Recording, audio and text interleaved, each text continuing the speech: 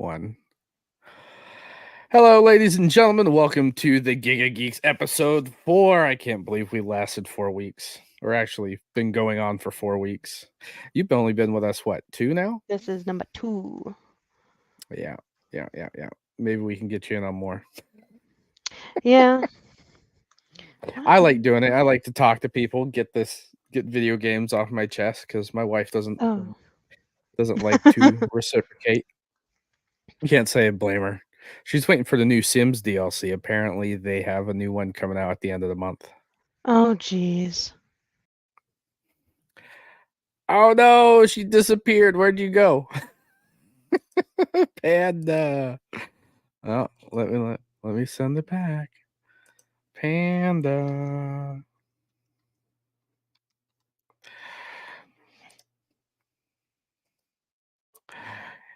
Well, chat. Yes, I am a real person. I am here. You are real. This is live. Welcome to the Giga Geeks podcast. Let me introduce Panda back to the stage. There you go. How are you? Oh my god. Well, I was like, oh my gosh, it didn't log me in. And then I went and I was like, I just messed it all up. I was going to say, we're having a conversation and poof, she's gone. I was like, oh. I guess episode 4 is cut short. Well, Liam is currently MIA.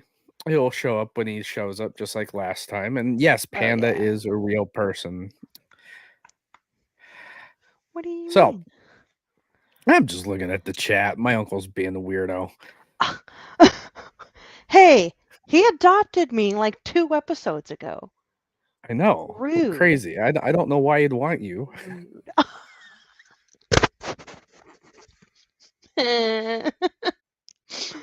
So how have you been? What have you been playing? Oh gosh, I've been getting your butt handed to you in Call of Duty. I saw that you've been playing it. Originally, you know, if we were going to do this on Thursday, I was going to say this would have been the preload period for Black Ops 6, but it's not. Oh my gosh. So. Okay, so with that, so there was the 90 gig update yesterday. Mm-hmm. Well, actually, Sunday night I started it. And so with how crappy my internet is, it like went into the next day, but I was gone from the house from like 8 a.m. till like 2. What? I don't know. It's the Giga Geeks. The GIGA space GEEKS. We're on Spotify, by the way. Ooh, I didn't know that. Oh, fancy. Yeah. But okay, so I was gone from the house like all morning, so then I had to keep resuming the download for 12 hours yesterday. So finally I'm like, oh, I turned in this paper that I was working on, and I was like, all right, it's time for bed. And it was like 99.9%, and it freaking went back to the beginning. And I was like, I hate it here. That's just the first update. Then what about second update? I guess we'll see. It's gonna take me another century. I just preloaded all of Black Ops stuff because I'm really excited for the zombies mode. Well, that's what it said. That's one of my favorites. It said that it was a pre-download, not an update. So I don't know. I just worked there. We're gonna have to play together then, because I'm interested to jump into the new one, and I've been looking for people to play. People we can play with. I know my uncle wants to play, and we're gonna have to carry the old man because I don't know how good he is with the sticks. Oh god! Because I got what's the newest one? Modern Warfare 3, right? Yeah. Well, I got it when it was on sale around Christmas time. I waited until it went on sale, got like the $100 version for like maybe $40 or $50. I can't remember. $100. Oh, okay. I was like, you spent $100. Yeah. Well, my wife's grandmother and mom most of the time for my birthday or Christmas, they give me Xbox gift cards. So it's like I'm not even paying for it myself, and I can justify purchases I wouldn't normally so make you're myself. girl mathing and things now. Look at you. But we'll give it a new thing. We're gamer mathing things now. oh, for sure. Like I have to like debate on what I'm gonna spend my money on this paycheck. Right. Like, do I buy And this one or? well, I'm gonna get the Vault Edition for Call of Duty, but I'm not gonna buy the full game. I'm just gonna spend the $30 for the Vault Edition upgrade. And because I have Oh Game yeah. Pass up until May, like I essentially got You Black might as Ops well. until May, so might as well, right? Yeah. I mean, if Wait, what I do don't you know how mean many until people. May? Well, I've stacked up Game Pass up until May. Got Like, okay. I was I, like, I am I missing like. something? Is something changing with Game Pass? Why Well, is nobody telling me these things? Here we go.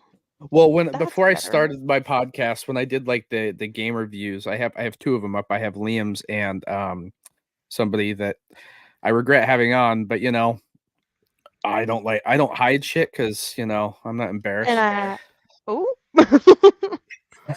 And so I had reached out. I had sent an email to Phil Spencer Oh, asking if okay. he would be willing to do it. We got a response back from his team, which was very like surprising because I didn't think I'd get a response back in the first place. And they said, Mhm. as you know, if you're paying attention to like the news media, it sounds like you do. Um, Phil Spencer does not have any time in his schedule to appear, but we would like to work with you in the future if you're willing. I'd be like, yeah, that is great. I'm so surprised you got a response and everything.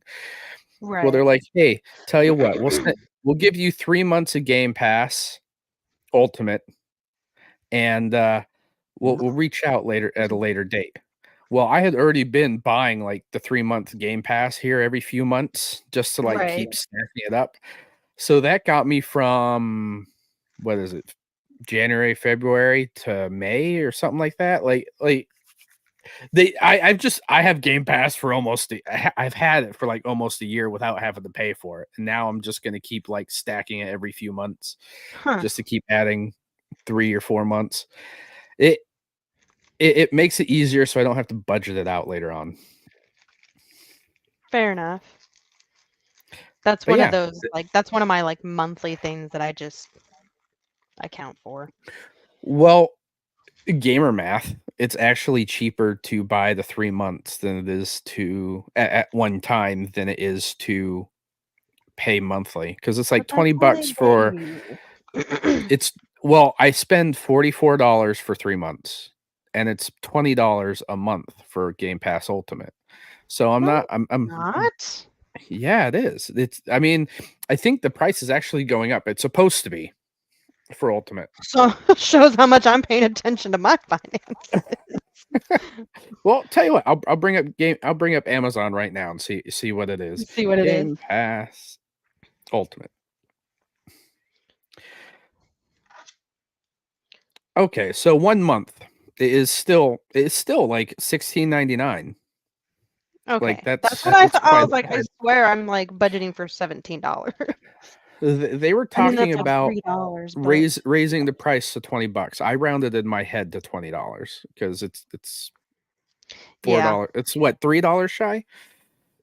That's And why the I was three like, month yeah, that's $3, but that's still $3. a- and the 3-month code is $49.99. I'm still saving. I'm not saving a lot, but I'm saving a little bit, Well, it's especially when they still go on sale because they have it's like sales on Amazon $10. regularly at like 40 bucks. So whenever I see that, I'm like, yeah, I'll buy a month or two or 3 months at a go. Right. Huh. Who would have thunk? Regardless, that actually leads us into our discussion. I wish Liam was here so he could be here. But this is about physical versus digital media. I know Oh, yes. Liam is very into physical media. However, the way the market is kind of steering, physical media is going to be outdated. Like it's not right now. You can buy a disc, and all it is a CD key that says that you own the game, and you still have to download it. Yeah, in my chat, I have Krabby saying CD keys is goated. I'm like, oh yeah, that's the site, right, where you get your CD keys from? I have no idea. I don't know. Truthfully, I never use it. The only game I think that I have like a hard copy of that actually the only game I've ever pre-ordered even was Final Fantasy 15, but it came with the movie. So that brought up like a huge argument between me and my ex-husband, because he was like, "Oh, I paid off our pre-orders." I was like, "Well, how much did you pay?" And he's like, $30 each. That's what we signed up for. I was like, "No, I have one more payment on mine." He's like, "No, we put $30 down for each game. That was $60, and then today we paid him off." I was like, "No, I got the $90 deal." He's like, "For what?" I was like, "The movie." He was so mad. But oh my gosh, I binged that's all I watched for like 3 weeks was the movie. He's like, "Well, at least I'm getting my money's worth." I'm like, "It came off of my credit card. What do you mean?" I still think I have a few physical copies, and they're buried somewhere because used to have CD books. Like I used to have like thousands of DVDs and CDs, and I had a whole CD book. Telling me you're a 90s kid. Well, when I was deployed, my mom would get Netflix movies, and that was when Netflix would have to send the discs to your house. Way back in the day. God, we're getting old. So my mom would burn the Netflix movies. Oh my God, your mom did that too. and then she'd send out like a stack. Like she'd get like the DVD-R stack and like send that in the care package with me. And so I'd have to buy another CD book to fit them all. In the CD container that it came in? Yeah, it would be full. It would be full. And when I was deployed, I had a logbook where people would come to basically borrow a movie from me, and they'd sign it out. They'd have to sign it out.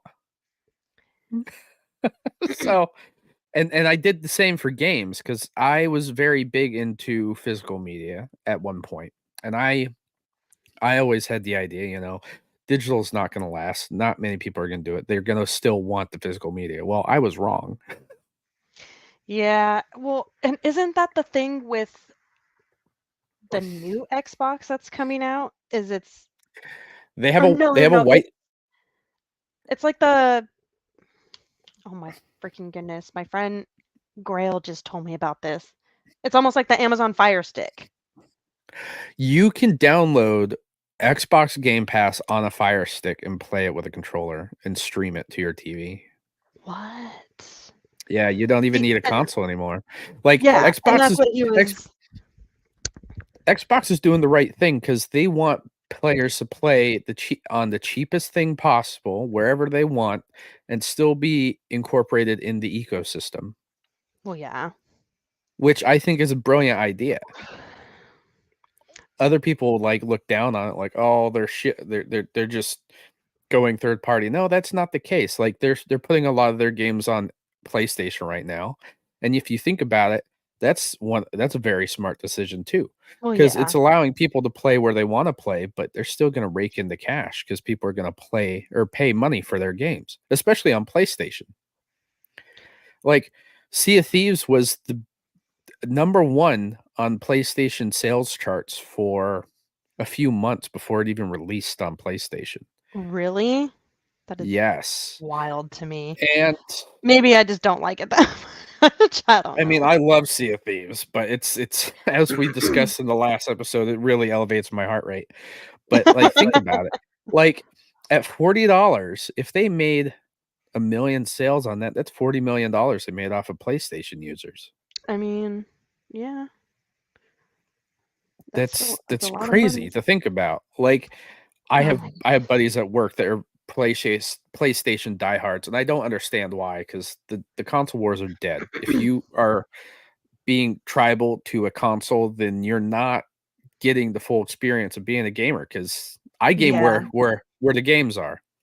And that's Like, the GDSS like community that I'm a part of. That's how he streams too. He does Warhammer on PlayStation. He does Outriders on the Xbox, and then he has a couple other games that he does on PC, but it's like there's something for everyone.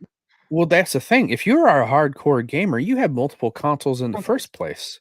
Because, like, I have a Switch upstairs. I've been playing Pokemon again on. I have a PlayStation Vita underneath my TV, along with a normal PSP, the PSP Go. Like, I have my Steam Deck in my work bag where I play whatever I want when I'm at work. I have a PC here that I install stuff on. I'll tell you what, I don't touch it because my 75-inch is right there.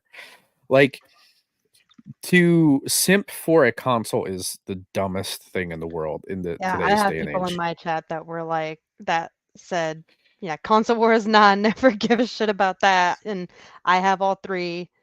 And then, oh gosh, I have one that said, Exactly. yeah, I don't buy games there personally, but they're hella cheap, talking about the CD keys. Oh yeah, CD keys. They said Game Pass was hella cheap there, so I'm gonna have to actually take a look there.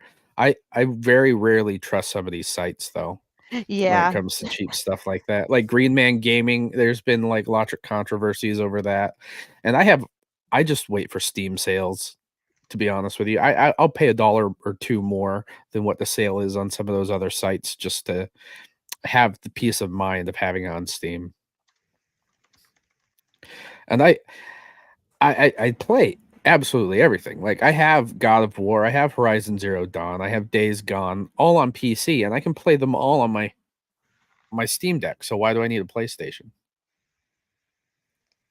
Yeah, even for me, like truthfully, the only reason why Those I are would the go only off reason and why buy a I'd have them. PlayStation is the Final Fantasy 7 remake. Fair.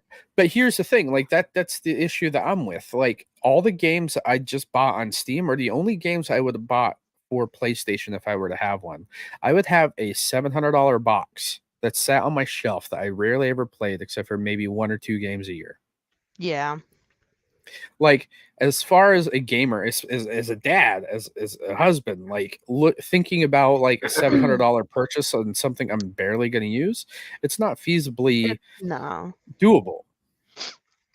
Well, it's like even us talking about me getting the new Xbox. I'm like, okay, what am I going to use it for and how much? But I mean, I don't do anything else with my life.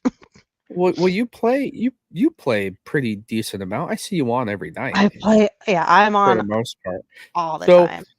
I wouldn't say where that you're not as hardcore as some of these other people, because most casual players maybe play only 1 or 2 games, but you still play almost every night. That to me is more hardcore than half the people that actually buy one of these systems.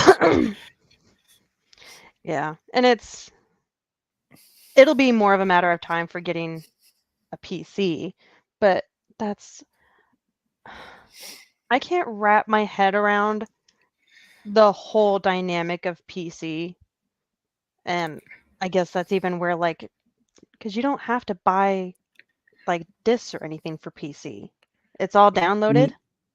Yeah, I Or mean, like, on Steam, it's still the same thing. You're buying a game on a digital client or a digital service that allows you to download and install the game. You own the license for the game. But at the same time, that's been a big thing in the news now too, is that if you buy a license, you own the license to the game. Doesn't mean that you technically own the game. And that's the biggest like thing in the news, because Steam sells you a license to a game, but if it gets taken off the servers by whoever made the game, they could pull it out of your library. And PlayStation's been guilty of that. And I never really knew that until like within this last year that's actually a thing. So I'm like, and now I can see where that's like the big like, but I bought it. Yeah, Huh. Xbox has been very good at if something gets taken off of their store and you have bought it, you still own the You still game and own- you will still be able to download it. PlayStation has Minus taken stuff away Frontier. from their players. I mean, Oh, that's I'd be. because it went straight next console only. Okay, so then Uh, what would happen if someone took it off and then they put it back on? Do you lose all of your progress? no, all Oh, your geez. progress will still be there because it's cloud saved. Oh, So I'd- when I you would do cry. upgrade, you'll be able to dive right back where you left off. Okay. Liam just joined us. Let's invite Liam to the stage. Liam. Hello. Hello. Liam, what is up, brother? I just finished eating delicious tamales. Tamales. I do like tamales. Tamales. I like Enchiladas. empanadas, to be honest You with like you. I really like tamales? empanadas. Listen, Mexican food does not like me, but I like it. L. No. I eat it anyways. All right, Conquer your so food. we just started our conversation on physical versus digital media. I know you're a physical guy, correct? I am indeed. Sounds like how LimeWire worked back in the day. Yeah, we were Oh, talking about geez. how it is going very digital very quickly. So what's your Because hot it's- take then, Liam? Because this is like My a hot whole take? new. Yeah, this My is a hot whole take is new that- world for me. Digital piracy is the highest calling a person can ascribe to. Oh, God. No, that is not legal advice. No. Liam Patton does not encourage crime. FCC/NSA agent. I do not encourage crime. However, if anybody is seemingly encouraging crime, it's the companies that produce digital media. Because it's impossible to keep your own games after you pay for your own games. Wait, you can actually do that though? What? Pirate games? Of course you can. I Yeah, have you can never do thought of criminals. that. I don't know. Never where imagined I've theft? been. It is No. hard. It is harder to run certain pirated games. Say, for instance, if you pirate like Call of Duty, they're gonna know you have a fake copy Oh, or a pirated copy. Like there's no point in certain things. But if you're gonna play like a single player game, yeah, there's definitely ways to pirate something. You're the only one that's gonna be playing it. Disclaimer. It's just like okay. So something like Stardew or something that's not really online. Disclaimer. Yeah. GigaGeeks does not encourage or support do not. digital piracy. we I'm do just so not. shocked. This is just a discussion on My digital ignorance. media. My apologies for immediately coming out the gate with a completely inflammatory statement. But I But I just like Well, I never would have thought that was a thing though. That's why I'm just like, what? People do. Well, I that? mean, you're not as ingrained into the culture as some of us also have just been here either. to You're pretty you're fairly new into the hobby, right? Like Oh, I mean, yeah. I was born in the Consecutively, darkness, really like 4 years. molded by it. Liam gets it. I didn't see a legal transaction until I was already a man. By then it was nothing to me but extortion.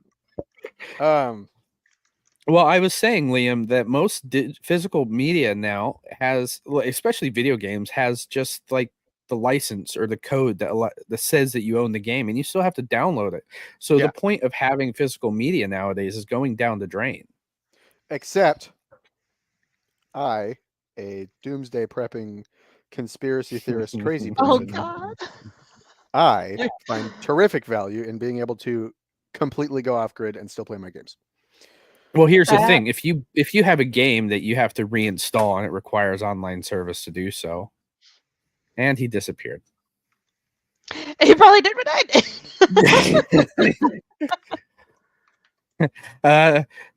did. Hey guys, the companies came after Liam. Oh Telling you God. about pirating games. He is now gone. There he is. Let's welcome him back. Okay. All right, there you are. I cannot Oh my gosh. imagine a more delicious piece of irony than you Well, explaining a piece of technology to me and me accidentally crapping my own stream out in the middle of your explanation. Dude, even one of my People's in the chat said his FBI agent got Dude, you did. They did. Well, I was just saying that if you have like a disc with just a code on it and the world ends and you want to download that game, how are you going to do that with no servers? No, I just download them ahead of time. I mean, yeah. I mean, not all of us can afford the 10 terabyte tower I that's can't. next to our Xbox. I can't, but I do it. I actually have a 12 terabyte. I have a 12 terabyte Nobody said I was WD black financially responsible. next to my I'm Xbox. not doing it right. Gosh. I mean, I'm with you guys. I don't like the fact that physical media is going out of fashion, but for me, when COVID hit, my wife and I were looking to buy a house. We bought a house. Obviously, we're in it, but I had a lot of like physical media lying around, and it took up so much room on my shelves. Yeah, that I had to decide what I was going to do with it. And when COVID happened, it was the perfect opportunity because everything I owned physically went on sale on all the stores, on all the digital stores, because nobody can leave the house. All these companies took the True. opportunity to Well, try and capitalize on it and get people to play games. The gaming became one of the biggest hobbies during COVID. and streaming and content creating in general. Exactly. So, I mean, at that point in time, I decided, you know what? Fuck it. Like, if the world's going to end, hopefully I'm dead before it happens. But And so I goodness, bought all the even games. Google's like, did you mean fatalism? Exactly. So I did what I did do is like a lot of my 360 games and all the backwards compatible ones from like the last gen, I put on a 12 terabyte tower. Oh my I gosh, already I have thought them you- pre-downloaded. I almost got sad. Like you. Why? What with the? I thought you were gonna say like you just Oh, got. I rid of burned them. them. Like, no. No, I did take a decent amount to GameStop. Like I was like, if I'm not gonna do anything with them, I'd rather somebody that wants the physical version to have the physical version. But Right. GameStop would only give me like 2 cents for I'm still gonna the pay book, you to so ship me those. So I gotta find them. I really do. all right, The as only soon as you two that I find those, might tell me. keep, the only two I might keep are the original version of Kingdom of Amalur and Too Human, because those were recalled because of their company's closing. So those two probably those two discs have value. Probably still. have. So once your kids have kids, here's a family heirloom. My buddy, That ain't happening. They're getting buried with me. my buddy, Duly noted. my buddy saw a $20,000 copy of Transformers War for Cybertron. Oh, gee, that, oh my god, that is a fantastic game. I see a lot of people that have versions of it running on Steam Deck. He found a $50 copy and bought it immediately, and so he's getting a hard disk copy of it for $50. It makes me wonder if I still have War for Cybertron. It really does. I really have not looked at my physical media in 5-6 years. What would you do with them? Just put it in a box? They're upstairs in the playroom closet. Like they're next to the exercise bike I forgot we owned. Hell yeah, dude. Yeah, dude. When it comes to the argument of digital versus physical media, the first thing that comes to mind for me is a game that I am absolutely madly in love with and that nobody else ever played. And it breaks my heart. Terraria? Yeah, nobody else ever played Terraria. It's only at the top of the Steam leaderboard for like almost a decade. I didn't realize my name was nobody. Thanks. With that, I had to work that in there. What is it? Knows that I've played ungodly. I know you play an ungodly. All right, you guys. All right. Anyways, it's the game Evolve. I have Evolve still. I can download it on my Xbox. I love Evolve to death. It was such a good game. It was just a few development decisions shy of being the best esports title ever made. And I can absolutely argue that, but that's not the point. The point is I love Evolve, and I've spent an insane amount of money on all of the DLCs, all the characters, all the skins, everything. I own everything Evolve. Huh. Liam, I have this is how I never know. even seen this or heard of it. This is how I know that we're probably related, because I did too. And guess what happened? They took the store offline. And you know what happens when they take the store offline? You can't buy any of it anymore. No, you can't play any of it anymore, because their systems had DRM in every single skin, and it would confirm that you owned the skin before you used it. And so since Turtle Rock Studios went offline with their support for Evolve, my maybe $100 that I spent on looking drippy as shit in Evolve, looking amazing, I literally cannot even play my favorite monster in the game, which is Behemoth. And did you play it on Xbox? Is that why? On Xbox, yeah. Yeah, I did the same thing, and it was a mistake, because guess who's playing it still? The people on Steam. Like, if you own a copy on Steam, you can host servers and still have games going. Man. And I've looked to try and find a way to try and get it, and there is no way to buy it unless you already owned it. And that's my primary argument, is I have, like, I own it. I've spent, they have a lot of my money, but because the game was a service, and now that service has ended, I can no longer enjoy the software that I paid for and enjoy. It is an absolute shame. They should have been able to do it where somebody could host from their console. That's why it is a sincere belief of mine that physical media only, peer-to-peer only, is not the best functionally, and I'm totally willing to give up the ground that it is really hard to handle that sort of process. But guess what? It doesn't depend on the developer remaining in business. For sure. And I will agree with that. Like, it allows for longevity of a game. Yeah. My tongue tie's coming back for some reason. My Gabby said, that's why I refused to play Destiny 2, because I paid for the DLC and they took it away from me, so I uninstalled immediately. They effed up so bad they had to make Destiny 2 free after that. Destiny 1 gang. Destiny 1 gang. I loved Destiny 1. Destiny 2, like, it started out great and then it like fell flat on its face. Destiny 2 started out there's still so utterly many people amazing. Playing it. Constant. Well, my issue is that you can't go in and you can't start from like the ground zero anymore. Yep. Like you have to start with like Destiny? The current season, and it Content sucks. Sunsetting. Yeah, like you can't. They should have a list of DLC missions, or not DLC, campaign missions, so you can play the campaign from the beginning. Like, I wanted to do that. I deleted all my characters and I wanted to go back in and start from scratch, and I couldn't. Oh my gosh! So you deleted all of that for? I mean, I put all the gear into like the vault, so I didn't lose any of my progress. It's more along the lines of I wanted to level up from scratch again and have that feeling, which is why like. You can't do that. Like, you have to jump in from wherever the DLC is at, and it sucks.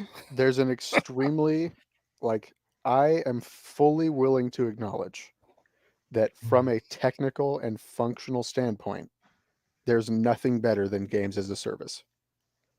I just from it works the best, it runs the best, it's the easiest to handle, it's the easiest to manage, it is the best. But you lose any ability to have your own say over how your own game is played, which sucks. And that really does. That kills it entirely for me. I cannot invest in something that another random person can just turn off with a switch somewhere else on the planet. And I have a hard time not playing something like that, like Skull and Bones. I don't care what people say about it. I played it from day one.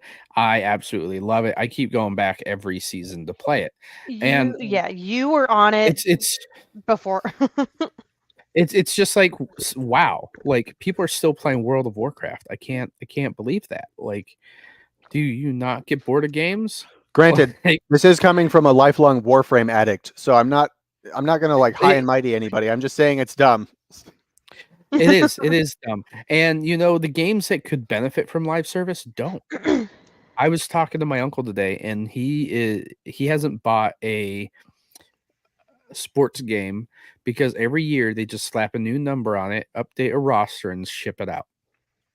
And I told him, that is a genre that could definitely utilize the live service aspect. You pay $20 a year for updated rosters and whatever new content releases, and keep the same platform. Like, think about that benefit amazingly. That would work perfectly.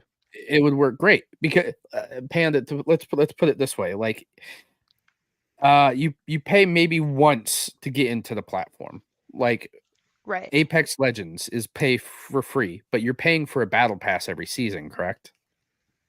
I haven't touched Apex in a hot minute, but from my any game, Fortnite, Apex, whatever service, live like battle pass. Game, yeah, you pay for a battle pass. Well, that's what could still be. That could be what could be done with for sports games. Sports games, and I think they could benefit from it. Chat says still playing Fallout 4. This man gets it. This man knows where it's at. That's my uncle. Don't mind him. Based. I mean, I was telling somebody earlier that the reason why I still play, I go and play Skyrim, Fallout, and like Starfield and shit like that, is to play as myself and play a power fantasy.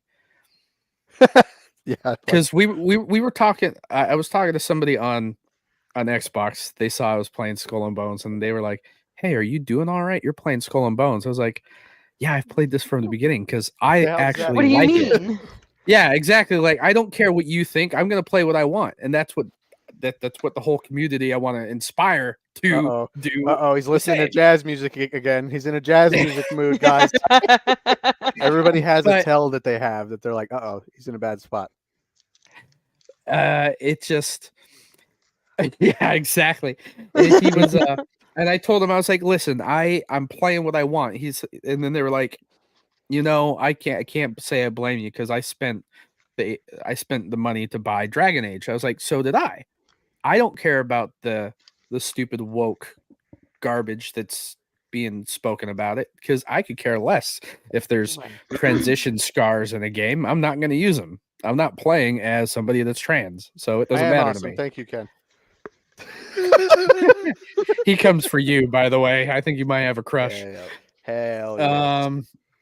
But like these games where you play as a character creator, I hate that people are calling them woke when they add things that allow people to play who they want to play.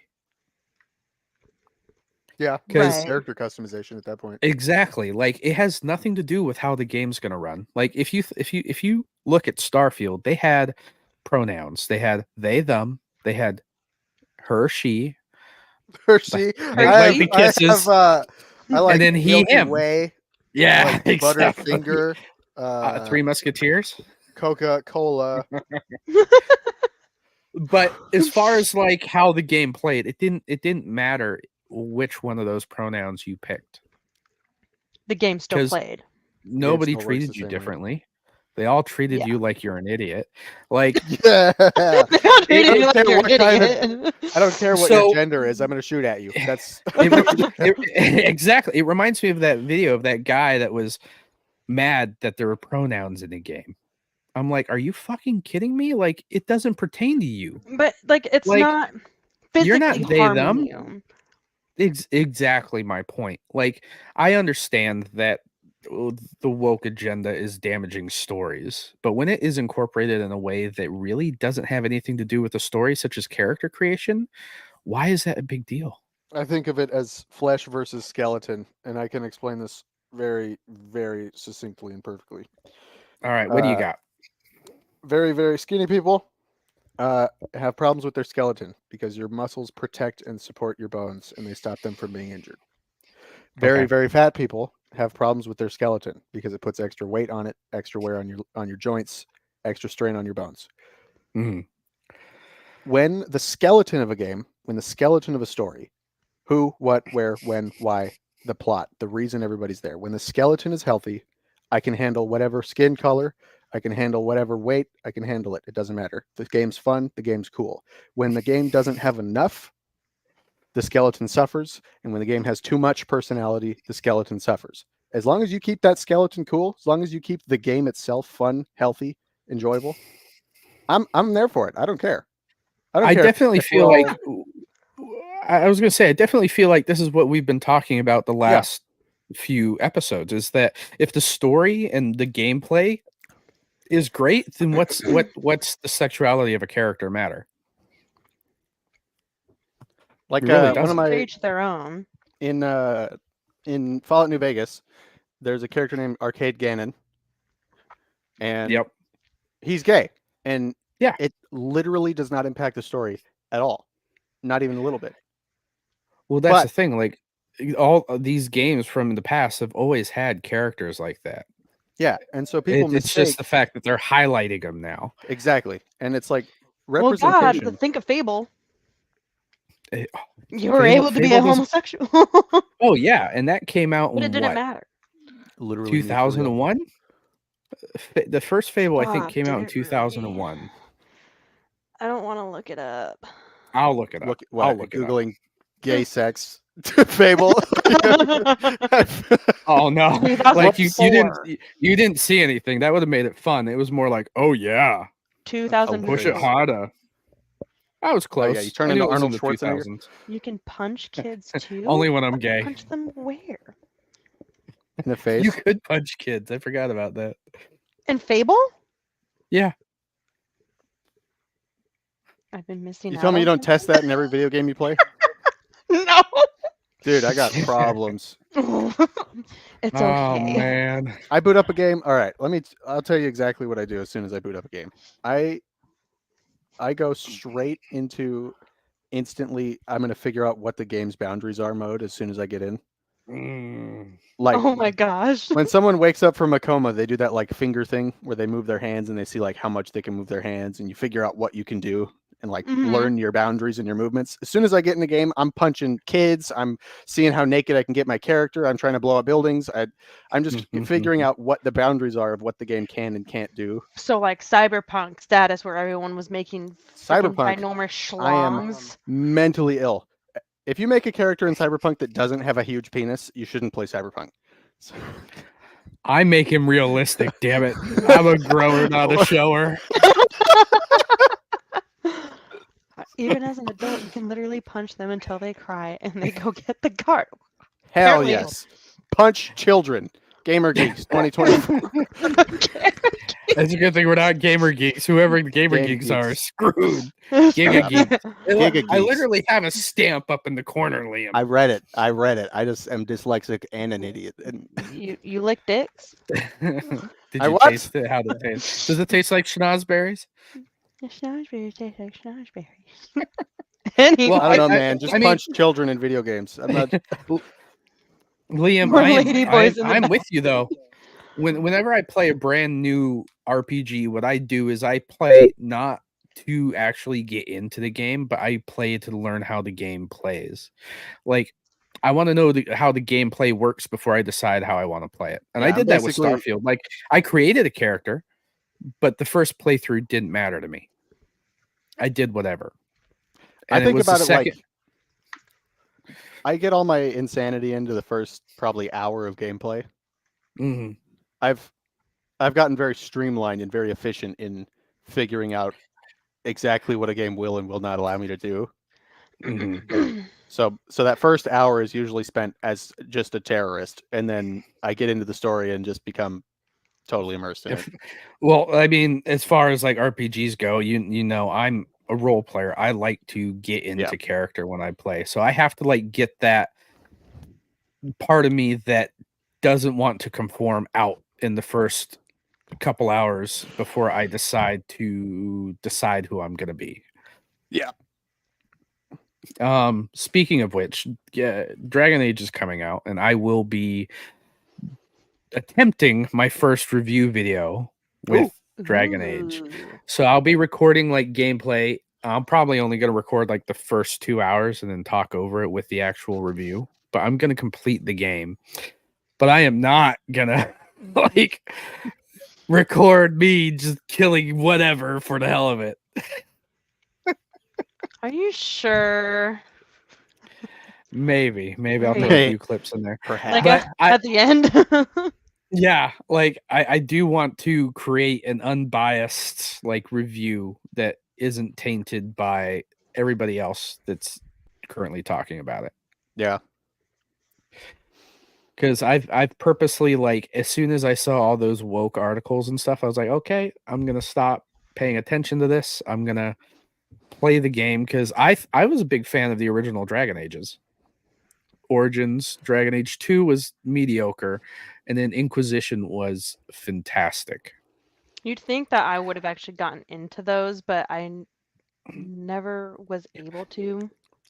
Going back to play Origins now is very, very hard because it definitely is dated. Like the systems in it, the way it's played, like it is very.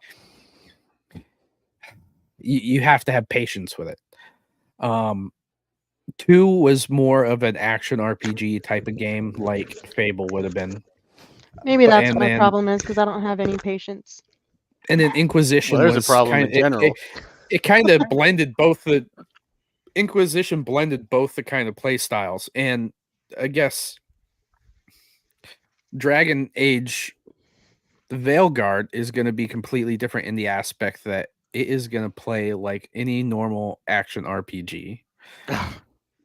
Where you're going to be, I know, you're going to be going around swinging a sword, you're going to hit the guy with your sword. Like, that's how it's going to roll. L. For a long-time Dragon Age fan, I've seen different versions of Dragon Age, and I kind of understand, like, the reason why they want more of a casual audience to play the new Dragon Age, which I get. But like we've talked before about certain things, such as Warhammer, the moment that you try to make something for everybody, you alienate the huge fan base that you made by making something different. Yeah, it's I kind of just chalk it up to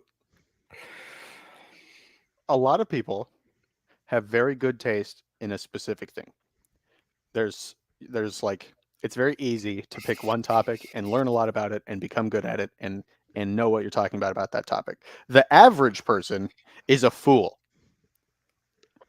If you are making a game for an audience, you can make an amazing game and you'll find an audience and that audience will love the game and it'll be fantastic. But as soon as you make a game that's for everybody, nobody will like it. Nobody wants to play a game that's for everybody. And that's the biggest issue with the current Minecraft. Well, they're not just the current generation, but devs in general right now, because everybody's trying to make something to make the biggest buck. Yeah, and the issue is that they're not going to get any money because nobody wants to play something that is for everybody. If it's not casual, if it's a casual game that you spent billions of dollars on to make, you're not going to make that money back because now it's going to be too long. People aren't going to be interested in completing it. It's going to be too simple. There's no complexity for people to actually try. Like, there's no systems to actually dive into. And the same goes the opposite way. You spend $100,000 on the most insanely difficult game. Maybe you're going to get maybe 1 or 2 people to actually play it. Protocol 1, link to pilot. Mm-hmm. See, and there has to be a good balance between cost and gameplay, and they're not hitting that right now. Yeah. And so there's the thing is, games have to be good. Games have to be fun. And it doesn't matter how many bullet points you have on the whole list of like, hey, players like these games. If your game sucks, it sucks. There's not like, you know what I mean? You can't make a game that just fits to the market points, but has no soul in it. Oh, well, I seeing you say that, and that instantly made me think of We Were Here, I think is what it's called. I'm like, oh, cool. It's like a $3 game, so I got it for me and Greg. There's a reason why it was $3. There's a freaking reason why it was $3. But then it was like, oh, you can go ahead and download this one. I'm like, for another $3 to play it for an hour? Like, it was so frustrating, but it was so hyped And I'm like, why? I have an example as well. I was talking to my uncle and another buddy of mine earlier, and they were talking about how they didn't get out Star Wars Outlaws because it was a buggy mess. I'll tell you what, I didn't run into any bugs playing it. But what I will tell you is that I took reviewing it very critical. I haven't made a review, but as far as my review goes, it's very mid. It's like a very 4, 5 out of 10 game, and it sucks as a big Star Wars fan like myself. Like, I paid the $100 for the Ultimate Edition because there are very few franchises. There's very few franchises I will pay full price for. Star Wars is one of them because I do not want to miss out. Like, that's where my expertise and knowledge lie. But playing it, the systems are very bland, very mediocre, very simple to understand. And it just didn't leave very much room to kind of change the way you played. And it sucked because I bought it. I spent maybe 14, 15 hours into it on the first planet alone, and I still have not gone back to it. Like, it was not as fun as I was hoping it would be. The premise was very cool. Like, you have these syndicates that you do work for, and if you do work for this syndicate, then it may affect the relationship you have with a different one. And I was like, okay, that sounds great. It kind of reminds me of the Nemesis system from Shadows of Mordor, and yeah, that's cool. I kind of dug that. I was like, okay, cool. Like, this has a potential to be better than what people are saying. And actually playing it, I'm like, it doesn't fucking matter who likes me here, because there's not really much that's going to change the way the game plays as far as who I'm shooting. And it's just a damn shame, because I really wanted it to be good, and it wasn't. It was okay. It's playable. Like, I will go back and finish it at some point, but it's not Jedi Survivor levels of fun, where I was stabbing stormtroopers and making my own lightsaber. Yeah. I'm trying to remember what game I was just thinking about too that was like really, really good, and then it just dropped. Unfortunately, it's a lot of them. That doesn't narrow it down at all. These. I know. No. Anthem. Anthem. Anthem. Okay, I gotta control myself. I'm gonna lose my mind. Okay, I loved Anthem, and I liked did the too. premise of Anthem. But the longer you played, the less enjoyment you had. Yep. And it sucked. Anthem is the coolest, most interesting, most exciting, most well put together, most it was very well put together, fantastically designed game that I have ever hated and thrown away. And it just, dude, most games, most of the time, I try to keep the crazy religion side out of it, and I will if you want me to, but Anthem is unplayable for me for exactly that reason, and I don't necessarily want to get into it, but it breaks my heart to no end that a game's so amazing. I hate when you say that, because I'm like, I want to know why. That a game's so amazing has lore that makes me feel like I need to take a shower anytime I have it on my Xbox. I'm with you. Like, it just jumped off the deep end, and what I really liked about it was that Iron Man power fantasy. Like, I played with the heavy armor, the biggest guns, and I loved the diving and flying around. But oh, dude, there was the one the world was so terrible. It makes you feel like a superhero. It did. For me, it was like I was still in my balls deep in flail. Hell yeah. Kind of game style. And so I just loved going in and like I felt so with the blade, cool. with the interceptor javelin. Yeah. Yeah. And then I know that it got boring. I know that Giga played the Colossus. I did play the Colossus. I played goddamn anything I play. Took no effort for me to guess. See if you can figure out which one I played. I would imagine you'd play a Sentinel. Nope. No? What'd you play? Storm. I played the one with the cape. Oh, I forgot there were 4. I was only thinking of like 3. There were 4 different javelins, right? See, nobody else played the Storm, even though it's awesome. Well, So it's just now like I nobody see why plays you a felt like a warlock. superhero. Nobody plays a warlock. This clown, he's trying to egg me on, chat. He's trying to make me lose my mind. Well, I mean, the issue is that there hasn't been really good like games, anyways, or when it comes to like superheroes, which suck. Because I'm pacing in my room right now. I got what was it, the Avengers, and I was extremely disappointed with the Ooh. Avengers. One of the biggest things is like I had to play through a campaign, and I couldn't play as like through the campaign as somebody I wanted to.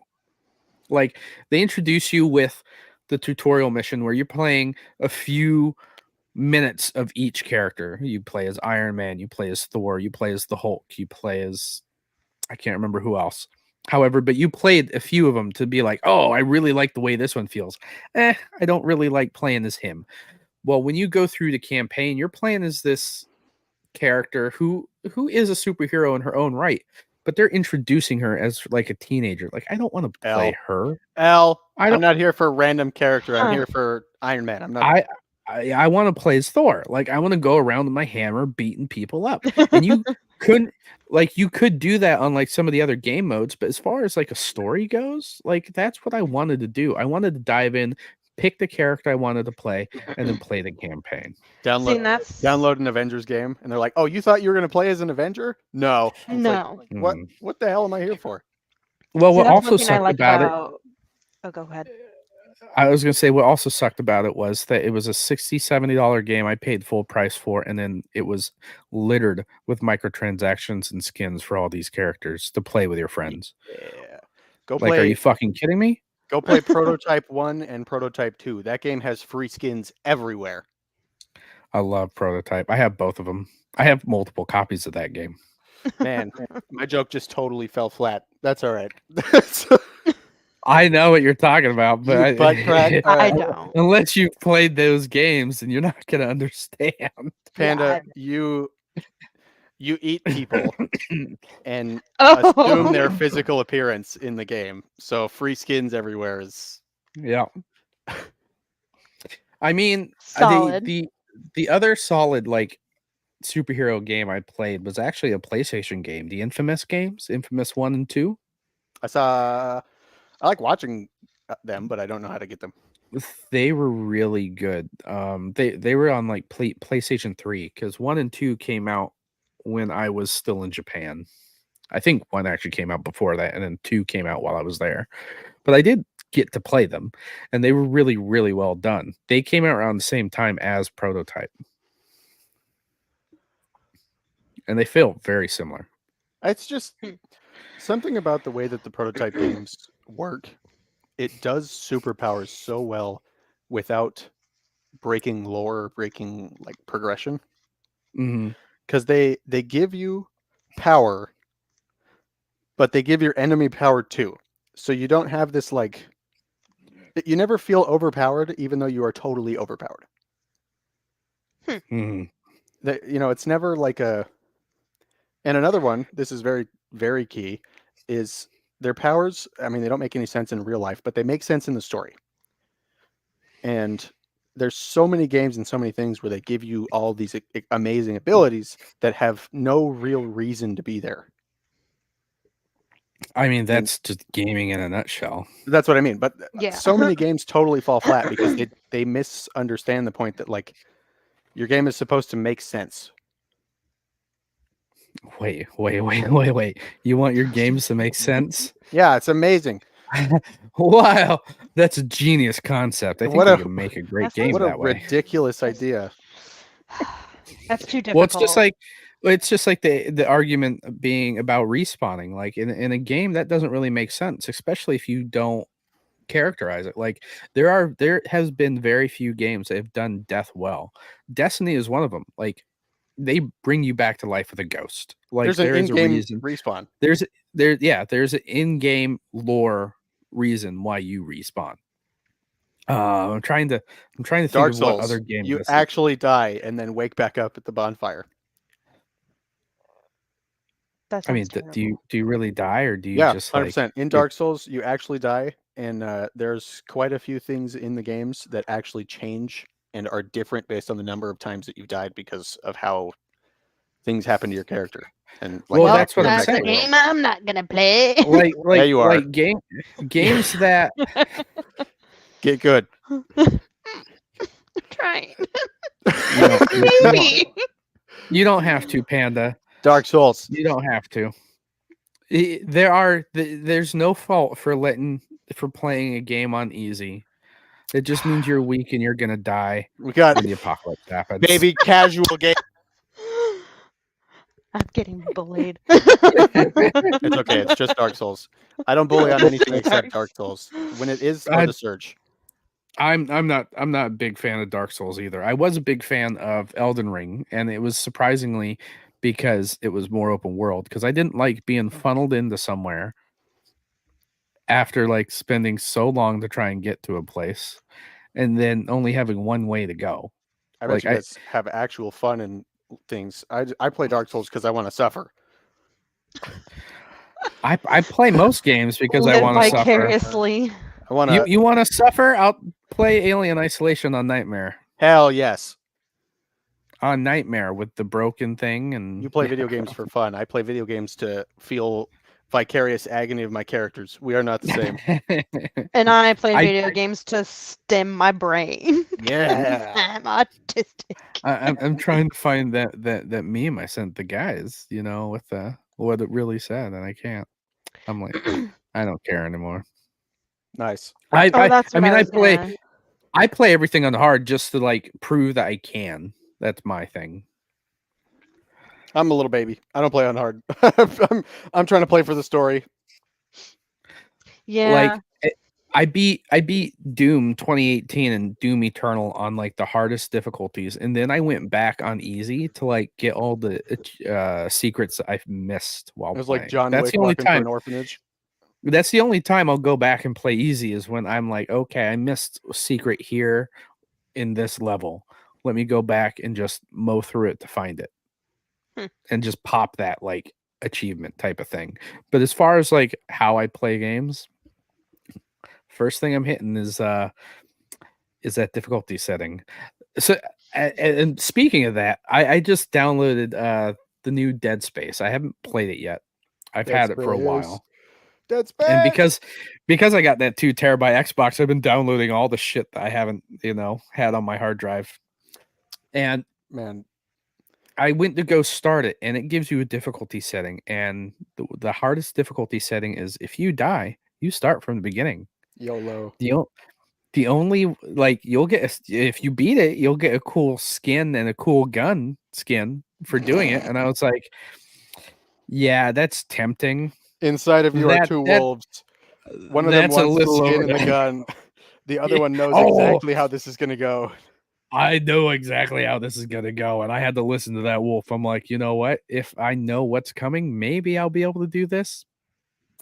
Let's turn it down to just hard instead of impossible. Yeah. Oh my God. No, Dead Space. Isaac Clarke is a strong contender for man who has the worst day in gaming. Oh, for sure. And here's the thing. I'm not big into horror games. Like, I don't play very many of them. Like, Alien Isolation was the outlier because it's an alien game. But as far as, like, Resident Evil, not a big fan. I don't generally play them. I play zombie games because zombies don't scare me. But, like, aliens or, like, purposeful horror games.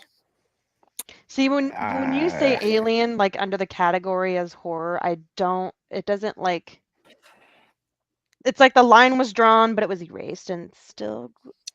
It's like, this is technically horror, sci-fi, but you're like, not horror. It's probably because you're thinking of Aliens with like the colonial marines with the big guns. What are you talking about? Have you ever seen the first Alien with Ellen in the ship that's running from just the one? It's a whorehouse in space. Did the haunted you say house in space?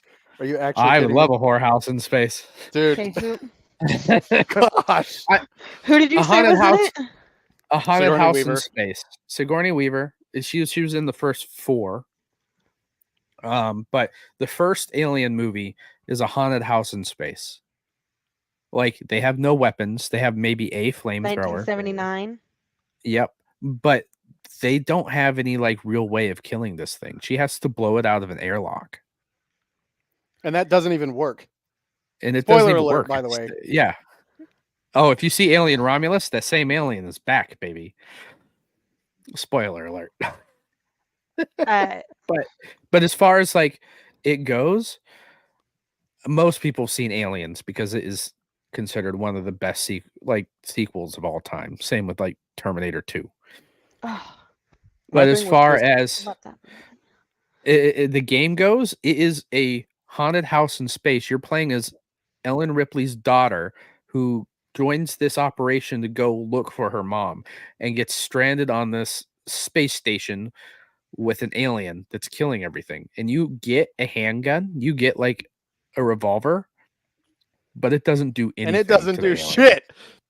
Okay, that sounds terrible and that sounds No. horrifying. Well, hold on. So, okay. So it's really Point made. cool. It's really cool because they give you equipment that very Mhm. much varies based on what it's good for. So your handgun doesn't do anything to the alien at all. Literally nothing. No.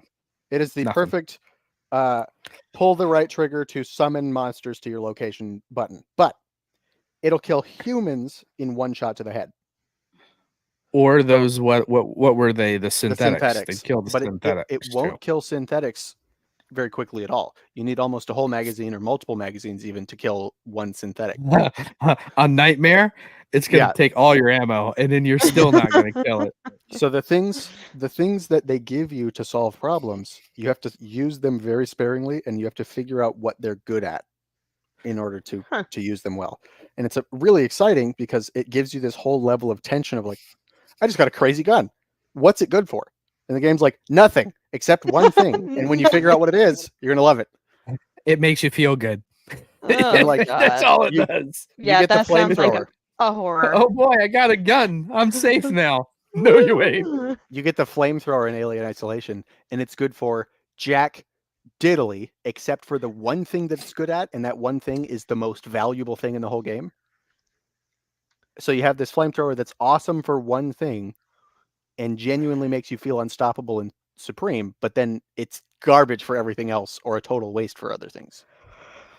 It's very exciting. Well, to let you in on a little secret as well, the alien that's in the game learns from your actions. Yeah. So on easier, the look on your face. The look on your face. She went from happy to piss in one sentence. Just wait. What?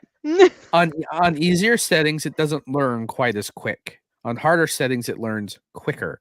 And the way the alien works is it has a cone of vision as well. So when it's coming through a hallway, if it doesn't see you, you may have a chance to just walk right past it before it kills you. Or if it hears you. This is one of the first games that incorporated the fact that if you're wearing a headphone with a working mic, if you cough into the mic, it will come find you. Nope. It's so good. It's so good. So you have to cover your mouth in real life. It was such a revolutionary game, and it is scary. Like with headphones, it is the scariest atmosphere because you hear the hissing of all the pipes behind you. You hear the creaking of the ship. You hear doors slam in the distance. You hear talking, and you're like, "Who the fuck is that?" I remember coming down onto one of the trams, and there were two people like arguing, and I was like, "Oh no, this ain't good." And I hid into a locker.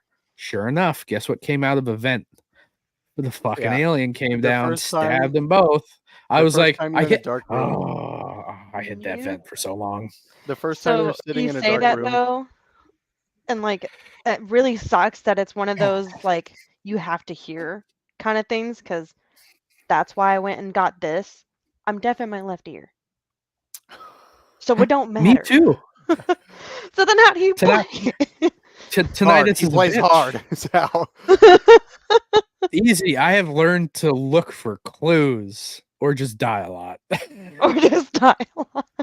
No, like I want to focus on the way that the aliens AI works for a minute, because it's truly amazing, and it's very unique.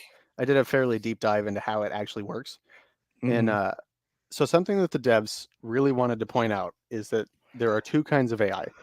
There's good AI and there's fun AI. And fun AI, say you're playing a stealth game. If you run around a corner in Assassin's Creed and you get that little yellow bar that pops up above an NPC's head. They saw you.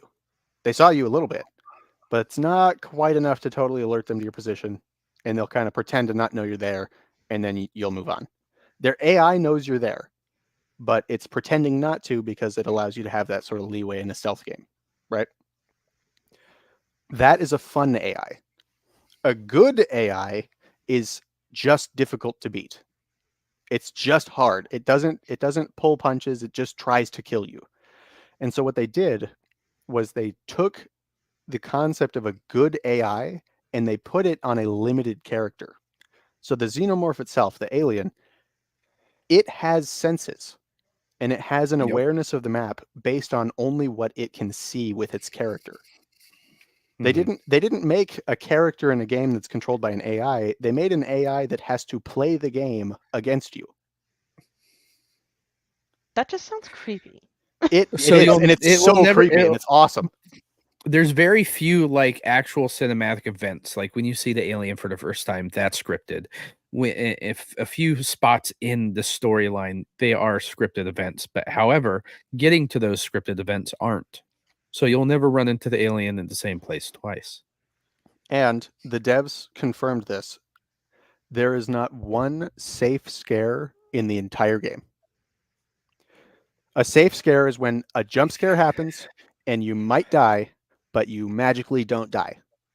If you see the alien or if you see an enemy in the game, it can kill you. If you respond poorly and don't figure it out right, there's not a single safe scare in the whole game. Yeah, you're dead regardless. There's one, but it's a cutscene, and it's not even like, yeah. That's what I'm talking about. Like it was a scripted event. Yep. No. There's a lot of scripted events, but they're also dangerous scripted events. They can. At the end of, so for context, for what I mean is there are a lot of things that scare you where they're cinematic, but there's not a single thing where it's a cinematic that doesn't end with a live rendered alien. So if you see the alien in a cutscene, by the end of the cutscene, it will still be in the room and you will still have to figure out how to survive against it. It doesn't just walk in, look, and then walk by and leave. It walks in, looks, walks by, and then it spawns and you have to continue to fight it and figure out how to deal with it. So if you're terrible. It is one of the absolute hardest games that I have loved. It's so good. It's so good. And it is if one you of want those to pull games, your own hair out and scream and do you know so who, happy. Yeah. Do you know who Knowles is, Panda? I know he was a Marine that I was he pops up on people you may know. Yeah, exactly. And I've heard like a story here and there from Greg and Josh. He's friends with Josh, Wes, and I, and Rose. Regardless, he was my roommate at the time, and he'd watch me play because he couldn't do it himself. And there were times where I'd have to like pause. I'd have to pause the game, take off my headphones, and walk the hell away to let my heart rate go back to normal. Jesus, that's so good. It's so good. It is just one of those games that I know I'm not going to die in real life, but it's still one of those things knowing that one of the scariest things that you could ever face in real life, you're trying to hide from. Like everybody's like, oh, I could do that in like a horror movie. This is where you're doing it. Then do it. Put your money where your mouth is, dumbass viewer. Let's do this. Let's go. Exactly. Well, even like what's the one that just came out? The Quiet Place. Thank you. It's been so funny watching some of my buddies like streaming that because they're just like, and just they don't move, they don't breathe. I'm like, are you good? Well, no, that's how it was playing. That's how that was playing Alien Isolation when it released. Right. And spoiler alert for those of you who haven't played it, you realize at the very end of the game, like this game is what, 10 years old? Like I'm not ruining anything at this point. You watch videos of it all the time. No. Are you gonna play it? You should play it. Play it on easy. It's amazing. Play it on easy. At the very end of the game, you realize that there are multiple xenomorphs on the ship. Yes, and it's so bad, and it's so good. Looking back, it you think you're only hiding from one the entire game. And the issue being is now looking back at the entire game you just played, you realize you were probably hiding from multiples at different parts of the ship. Nope. Maybe I can get my stepmom into gaming that way. Very like you don't see the aftermath until the very end. Like you don't see all of them until the very end. Like you're not gonna run into two right off the bat. You know what I mean? Wild. But as far as like horror games go, that is one I highly recommend. Like it is the one that got me into like wanting to play horror games. Like I don't play them just because I like my heart where it's at. Instead of crying on the cushion next to me. Yeah. But as far as like a horror game that I would go back and replay, Alien Isolation is definitely one of them. Huh. Every once in a while, like I basically forget about Alien Isolation for long periods of time, and then every once in a while I just get this like beep beep in the back of my head that's like, all right, Liam, you need to go like misuse your organs.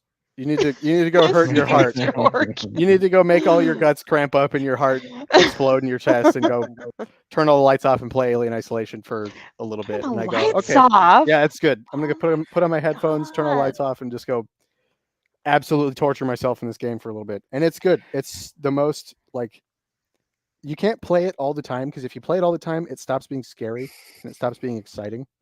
But if I think it's about once a year that I log back on and just play through the story again. And it is just if you ever want to, ruin your headphones because they're so soaked with sweat that the electronics stop working, then play Alien Isolation. It's so good. Oh, God. I know that we've been just describing this game as actual torture, but I promise you it is about as good as horror gets because it's not. Somebody did an explanation of the difference between horror and terror. And horror is a very paralyzing, very unpleasant feeling. Terror is the feeling of potential, of something might happen, and if I move, I can do it right or I can do it wrong, and the consequences are really huge. And terror is exciting. It makes you run. It makes you scream. It makes you do all kinds of stuff. Horror is awful because it makes you quiet. It makes you curl up and it makes you afraid. Alien Isolation is the only horror game I've ever played that causes terror more than it causes horror.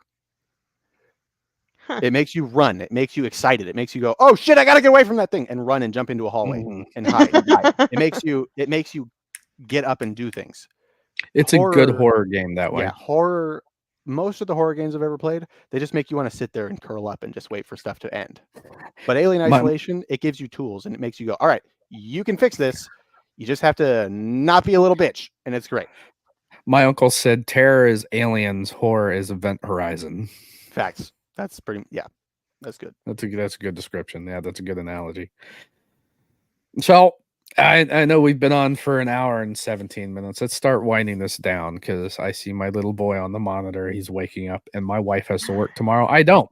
The bean. So, well, he is not, but he's teething again. So we've been giving him like Tylenol because he has his bottom teeth coming in, and he just does not sleep well. Still like the front teeth, or are we getting to the back teeth? Well, he has like the top four, and now he's starting to get like some of the bottom. He's only one and some change, so it's. Have you tried the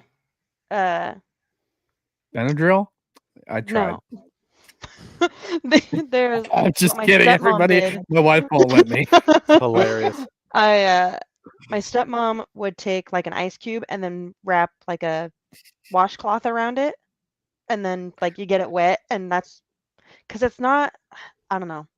The thought of like gnawing on a plastic frozen toy just doesn't seem appealing to me. Well, it doesn't bother him during the day. Yeah. It doesn't bother him during the day. Little kids it bothers him at night when because he still sleeps with a pacifier, and I guess that sucking on a pacifier when you're teething, can make it hurt. So he wakes himself up, and when he doesn't have the pacifier, he also wakes himself up. Checkmate. Chat's calling you out. Chat's calling you out. I don't know what Panda's right about, like having like him chew on something. The ice cube with the rag. It would help if he would do it. Because it just like doesn't. It's not That's as fair. It's like hard. what other people say about rubbing soft. whiskey on the gums or putting pure vanilla on the gums. Like there are My grandma did many tequila with all different of ways of it. doing this. I'll tell you what. I would rather have him sleep on my chest so he knows that he's okay than Fair. fight with him all night trying to get him to sleep. Yeah. Yeah. Facts. So that's probably what's going to happen. Like I'm going to go upstairs. I'm going to take him. I'm going to give him some Tylenol, and then we're going to sit on my sofa down here, and he's going to sleep on my chest while I play Skull and Bones. I'm going to download Alien Isolation and ruin my night. Yeah. Ruin my night. You know what? I am with you, Liam. I am so also going to download it. I think I have it It's, downloaded man. on the terabyte. I'm just going to move it to my console so it runs a little better. It has such a slow start, and it makes you get this false sense of security of like, oh, there's not too much danger going on right here. And then you get about maybe a quarter of the way through the game, and you're just like sweating bullets and crying the whole time. It's just amazing. Well, I like I said before, like there are a few franchises that I love. Alien is one of them. Terminator is another. RoboCop, like these classic franchises. I have a RoboCop game I still need to play. I have a Terminator game that came out a while back. They just released an upgrade for the Series X and S, and you can play as a Terminator in one of the modes. That is so fun. Going around with like the red vision and like seeing everything pop up and the monitors. I'm like, well, I guess I do need to get a new Xbox. Yeah, I like that. Oh, and then there's the Starship Troopers game too. Like, I know people like Helldivers. I know people love Helldivers, but you know what? Without Starship Troopers, Helldivers would not be what it is. I'm from Buenos Aires, and I say kill them all. Exactly, baby. Exactly. Dude, oh, man. Would you like to know more? I'm trying to get... my wife hasn't seen the first Alien movie. I've been on a kick with the Terminator movies. Like, I've been watching all of them. I'm on the 6th one, and I watch it with my son. Like, Terminator 2 is the greatest action film of all time. I was thinking that, like, one of the best scenes is when he's mowing down everybody after destroying Cyberdyne. It's so good. Fantastic. But one of my favorite things to say is, do you want name any genre of movie? Any. Rom-com. Terminator 2. It does it. What? It does it. And it doesn't. You don't think it does, but then you watch the movie and you're like, shit, it totally does it. Yeah. It totally makes I missed like that little bit. So you're saying that you can put any category with... Name any... You now, Panda, name any category of movie. Any genre. I mean, you already took a good one. It goes all the way to documentary. You can go anywhere. It's anything. A documentary? Yes. Terminator 2 is a documentary about the Terminator lore. It's amazing. Terminator 2 is like one of the most iconic sequels and one of the best movies ever made. And I watched the crap out of that when I was a child. Yeah. And my mother asked me why I am the way that I am. Well, I know my son's a little too young to like do it, but you know, with him playing in the playroom and him not really paying attention to the TV, it has left me with a lot of time to catch up on movies I want to rewatch or see. Like, I'm watching the 6th Terminator movie. I have never seen it. It's not good so far. Terminator Genesis, or is that the one with... That's Genesis, yeah. That's Genesis. Terminator Genesis is pretty neat. It's not like... That's the newest one, though. No, it's not. The Dark Fate is the newest one. Oh, you're right. I just finished Genesis. That's the one with Emilia Clarke. I don't know her name. I don't know her name. Anyways, I think the next set of movies I might watch is the Alien movies again, and I'm gonna have to go from in order. And people are not gonna like this, but I'll start with Prometheus. Yes. Okay. I think Covenant's next. Then you go Alien, Aliens. Romulus actually takes place after the first Alien. So it'd go Alien, Alien, Romulus, Aliens, and then continue on with 3 and Resurrection. Who's Amelia Clark? Holy crap! Okay, never mind. Well, he spelled it wrong. It's Emelia, but she's the Dragon Queen from Game of Thrones. Yeah. The order of the Alien movies is very interesting because you can get almost as much value in watching them in a random order as you can from watching them in the right order. Well, it's just like the comic books. Like if you read any of the omnibuses, a lot of like the comic books had their own stories within stories. Like it's just a collection of stories within the Alien universe. And I know a lot of like hardcore Alien fans do not like Prometheus or Covenant, but you know I'll what? cry about it. Yeah, I don't care. It's just like Star Wars. Like more Star Wars to me is more Star Wars. I'm not gonna get mad about more Alien movies. Prometheus, from the perspective of someone who's a diehard, get the lore exactly right or I'll hate it person, I can understand why someone would dislike Prometheus. But from the perspective of a science fiction film enjoyer, and from the perspective of someone who likes to see the way that like things originate and how stuff happens in movies, Prometheus absolutely stands out as a fantastic film to me.